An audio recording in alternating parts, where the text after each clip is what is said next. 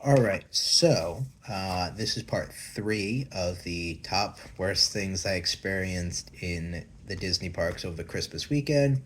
If you haven't seen part one and two, you're going to be very confused. So you should probably go watch one and two, come back here, um, say an addendum. This is again my experience. I'm trying not to be too negative because the overall experience was fantastic. It was a great time, but there were definitely things that took away from the fun. So without further ado, I just hit number four, which was Oga's Cantina. Not talking about that one anymore. Number three, the insane wait times. So there were crazy wait times. Like I'm talking hours for things like I believe Seven Dwarfs was up to 3 hours at one point.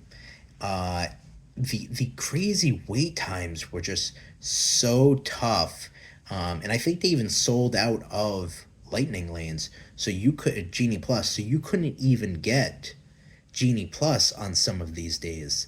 Uh, and if you did splurge and get Genie Plus, which not on this list, but honorable mention, Genie Plus was a pretty terrible experience because it was more expensive than ever before. Made it broke a new high. That you could buy these Genie Plus, which lets you skip the lane if there's availability for you to buy a lightning lane for that attraction. Problem was, because Genie Plus had sold out for the day, people had already booked lightning lanes up until the park closure. So there were very few options for lightning lanes, and because of that, the lines were so crazy long. Like I've seen long lines before, but these were insanely long. Like I'm talking, I think it was an hour for It's a Small World. I'm talking like about another hour for Winnie the Pooh. Like these are crazy wait times for a minimal amount of rides. I mean, like Peter Pan and a couple and like Seven Dwarfs always get long lines, right? But not this bad. It was long. So again, I've made this statement before, but if you're going during the Christmas season or your holiday season, keep in mind that it is going to be the busiest time of the year. So plan accordingly. That might mean that you don't get to hit everything that you want on your list, and just make a top list that if you hit these things, you're happy, and everything else is added fun. The insane wait times were so rough for people, though. Like I said, I waited in Ratatouille for longer than I care to admit, and it wasn't worth the payoff. There were some of them that were worth it, like waiting for Space Mountain was worth it because it had a Christmas overlay, which was on my other list of my favorites thing. It had a Christmas overlay, and that was a lot of fun. I think we waited like 45 minutes for Alien Spinning Saucer, or something like that. Or maybe we didn't wait for it, but maybe it was that long, which is the equivalent of teacups. I don't know. It was rough. I think it was just because. I mean, I think it was even like Mickey's PhilharMagic was up to 30, 45 minutes, which is a show. It was a lot. It was a lot. So number two kind of goes along with the same thing, but was the rides breaking. So because this was the busiest time of the year and everything was being run all the day, the whole day, every single person on it rides these things, and you have to count. There's probably a couple thousand people, like thousand, yeah, probably a couple thousand people in the park. I don't know what the capacity is on Magic Kingdom. That's actually a pretty interesting thing. Maybe I'll look that up. But let's say there was a couple thousand people there, right? Running all day long, all of these rides. So many things broke. Test Track broke. Actually, we Test Track we broke in the queue. We were waited there, and we waited there for a very long time for Test Track to come back up. And then we got on, and Test Track broke 3 times on the ride, which is kind of not fun because the Test Track experience is mediocre. But when you have to brake and pause, like, and your car is not going very fast, that kind of diminishes it as well. But there were a lot of rides that broke. Big Thunder Mountain broke. Oh, jeez. Like every time you went to go check to see if something was up, it was down. Like it was like Big Thunder Mountain the day that we went was consistently broken throughout the day. Like it would pop up and then it would break. It would pop up and then it would break. And it was so tough that I think we got very lucky at the end of the night and got on like with a 45-minute wait, and it didn't break in those 45 minutes. So we got very lucky, but everything was breaking because they were run so much, right? So just keep that in mind that, again, if you have your top list that you want to hit, and as long as you hit those, you're happy, keep that in mind that some of these rides are potentially going to break all day. Or if they're not going to break all day, they're potentially going to break for a long period of time or intermittently, and you are going to have to watch your rides to see which ones are available for you to get back on. Because the rides breaking was a lot.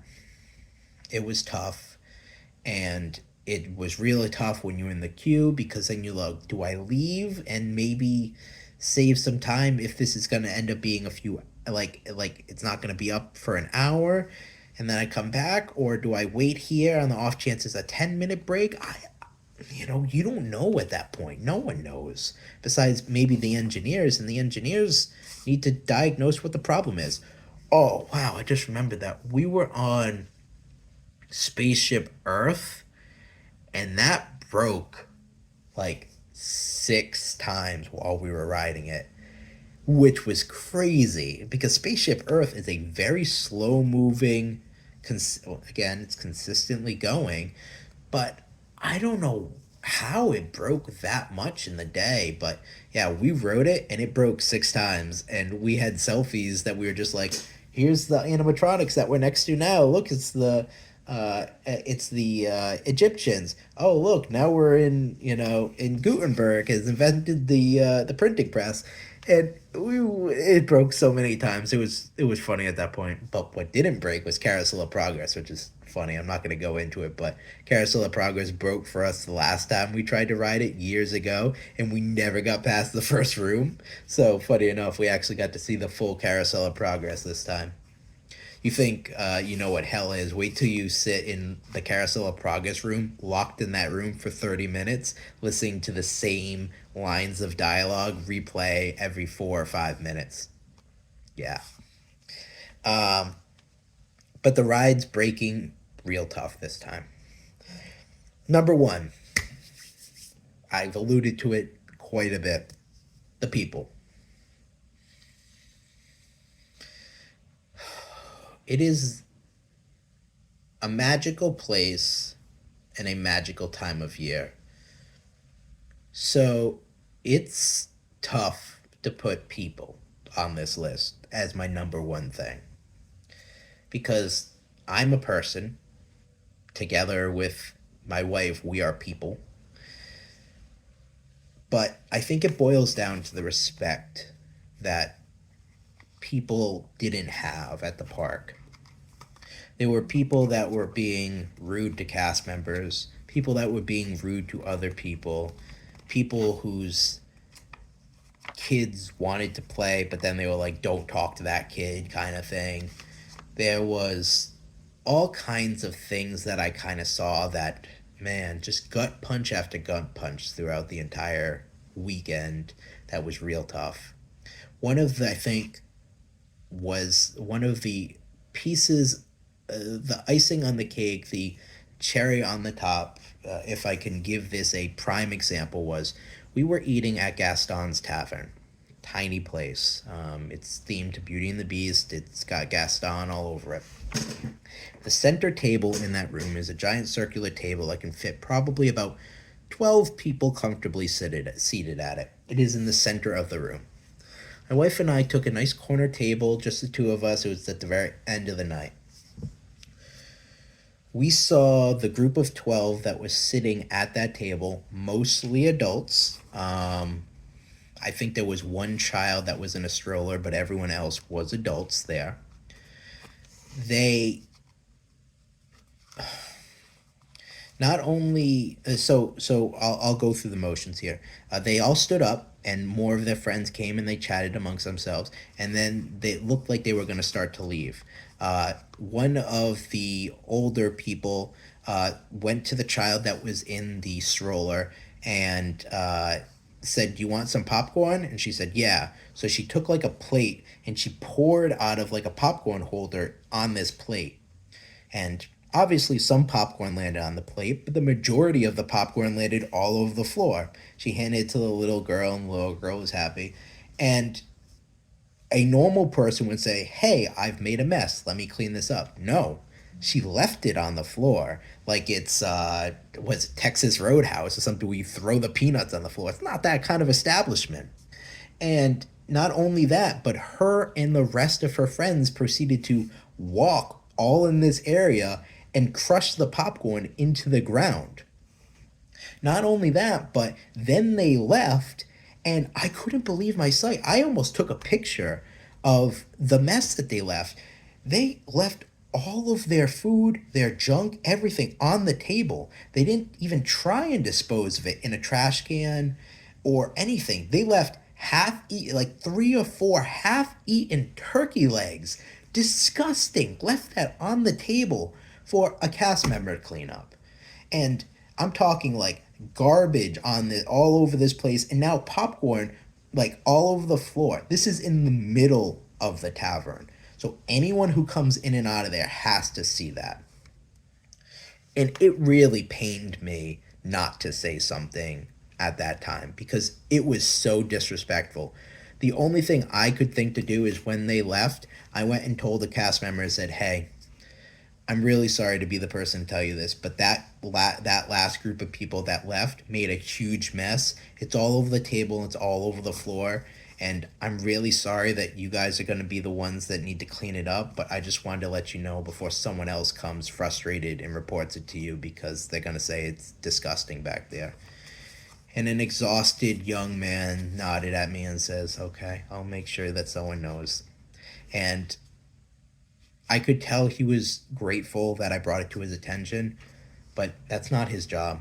His job is not to go clean up after grown adults who don't know better, who do know better, and didn't act in respectful way. Disney is not your playground for you to just leave your messes behind or mistreat people or be disrespectful. That's not the place for it. And it really frustrated me to see that. That was just one of the many pieces of things I saw this weekend, but I think that was kind of one of the highlights. So people really got to me this weekend. So that was the top 10 worst things. Um, I hope you enjoyed watching the experience. It probably wasn't it was probably maybe you chewed some popcorn and watched it, but it kind of needed to be said in some capacity. So I hope it was enjoyable. This is probably one of the more negative videos I'm gonna do, so hopefully it's not too negative that people don't want to watch it. But um, again, I think it just goes down to respect. And as long as you go into a place saying there's other people here, let me be respectful, I think that's all you really need to have as a mental thought walking into Disney. So, all of that negativity out of the way, I still had a great time. Disney's still magical. It was fantastic with the addendum of a couple of these things. But that was the list. I hope you enjoyed. And if you have anything that you want me to review or talk about, let me know. I'd be happy to pop by. The Festival of the Arts is coming up, and I'm excited for that. So, till next time.